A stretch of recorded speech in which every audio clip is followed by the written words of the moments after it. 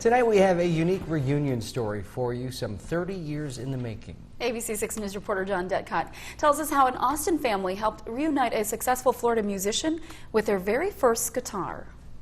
Well, my dad purchased it, he thinks 15, maybe 20 years ago. For years, Lonnie Arndt of Austin, Minnesota had an old guitar that had been handed down to his children.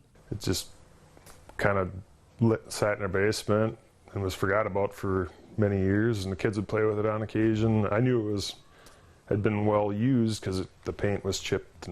Earlier this year, Arndt heard one of his kids playing with the guitar, and something made him pause. I just, for whatever reason, looked at the guitar, and inside was a little piece of tape, and it said Susan Shane stamped in it.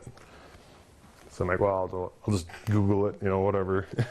A quick search yielded the name Susan Shane Linder, a musician in South Florida. Arndt contacted Linder and sent her the guitar, and as it turns out, it was Linder's first ever guitar, one she last saw in the late 1970s. I'd love to know the stories of its adventure in all those years, because it must be a wonderful adventure. It was just awesome. It was just a great feeling to know that I was able to help somebody out. No one is quite sure how the guitar ended up in Minnesota, but since she received it, Linder has sent Arndt and his family a pair of her CDs and a heartfelt thanks, forming a bond that spans both space and time. It's kind of neat. Out of the whole thing, we ended up with a new friend, so I think that's probably the best reward out of all of it.